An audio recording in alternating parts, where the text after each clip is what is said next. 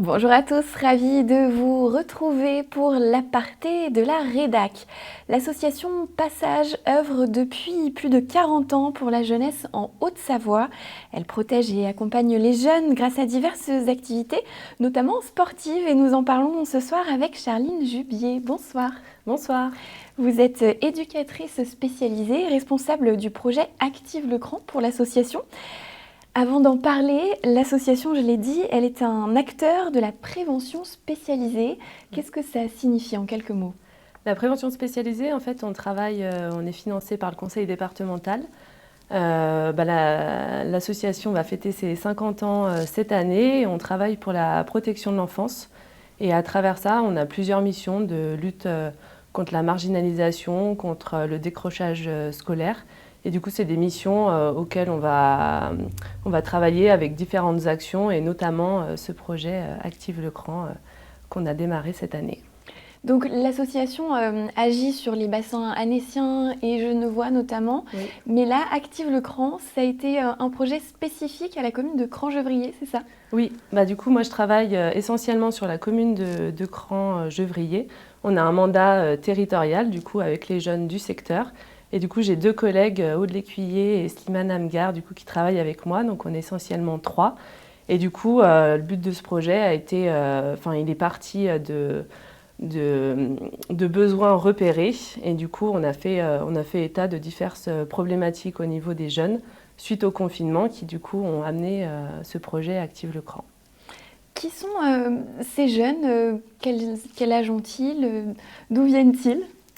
Alors ce projet, il a concerné à peu près une trentaine de jeunes sur le territoire de Cran-Gevrier. C'est des jeunes âgés on a une tranche d'âge qui est de 8 à 18 ans, mais la plus jeune du projet a 9 ans. Et les plus grands ont eu 18 ans. C'est mixte, filles, garçons. C'est des jeunes du coup qui ont, suite au confinement, soit eu des problématiques autour des jeux vidéo, voilà, une consommation vraiment addictive au niveau des jeux vidéo, des jeunes qui ont eu des soucis au niveau du poids, voilà, qui ont pas mal pris aussi pendant le confinement. Donc du coup, le but, c'était aussi de les remobiliser, de les remettre en activité, et ce qui nous permet aussi pour certains jeunes de les réaccrocher pour continuer tous les accompagnements individuels qu'on a avec eux. Comment vous avez fait pour les emmener vers ces activités sportives, notamment la boxe qui a été votre fil rouge cette année ? Ouais.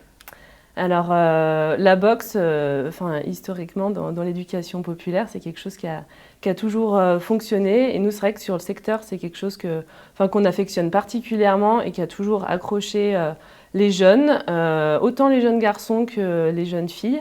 Et du coup, avec des jeunes qui ont tendance un petit peu à errer sur l'espace public et puis à des fois être dans des bagarres, des choses comme ça a été un petit peu le levier qu'on a eu en disant allez, venez, on va boxer. Et en fait, on s'est dit, grâce à la boxe, vu que c'est quelque chose qui les attire, on va pouvoir rendre cette action, ce sport en fait éducatif.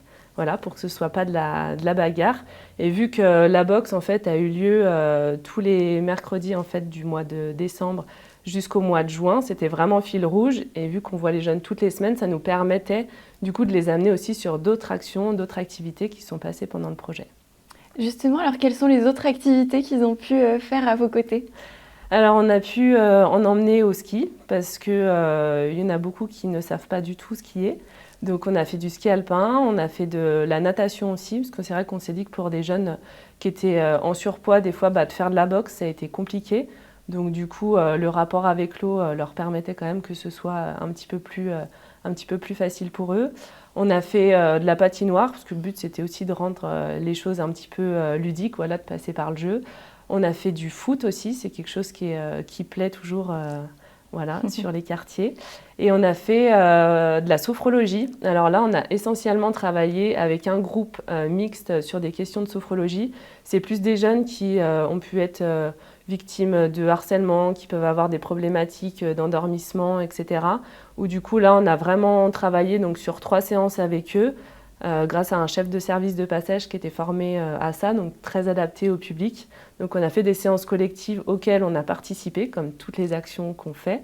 Et c'est vrai que c'était sympa parce qu'il y a des jeunes qui ont pu vraiment s'en servir, voilà, de toutes les petites notions qu'ils ont eues pendant ces séances, et du coup l'utiliser soit avant des examens, soit avant dans des gros stress au niveau de la famille, ou pour s'endormir un petit peu plus facilement. Puis on a aussi travaillé sur la question des repas, parce que c'est vrai que la question de l'alimentation avec ces jeunes, c'est compliqué.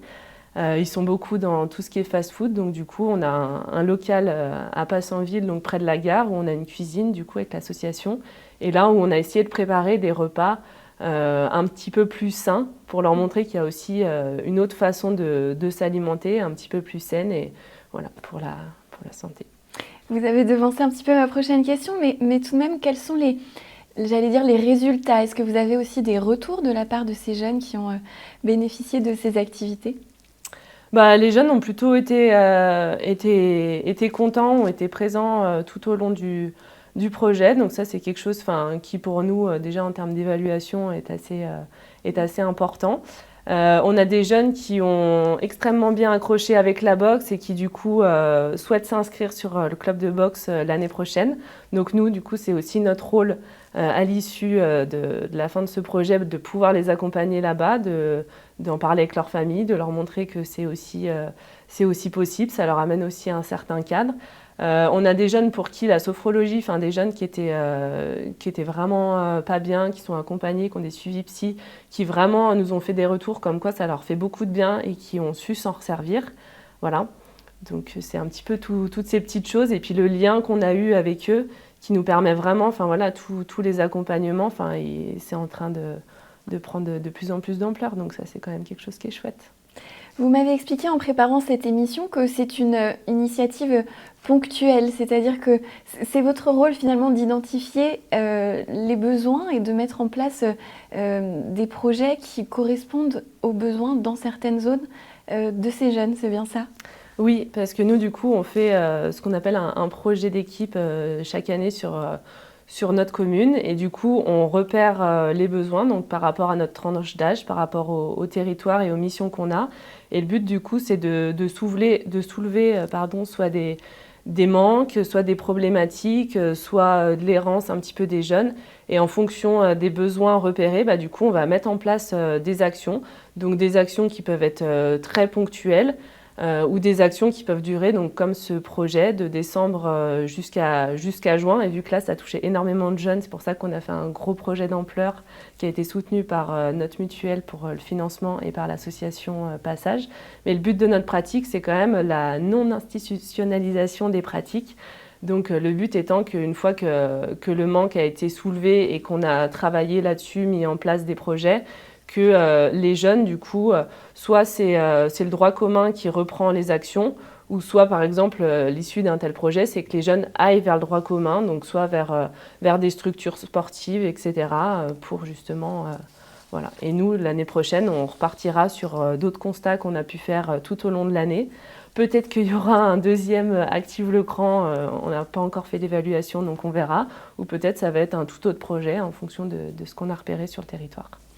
Eh ben, on suivra tout ça, en tout cas, toutes vos aventures. Merci beaucoup, Charline Jubier, d'être venue nous voir. Merci. Et cette émission touche à sa fin. Merci de l'avoir suivie. Merci à toute l'équipe. Je vous souhaite une très belle soirée sur 8 Mont Blanc.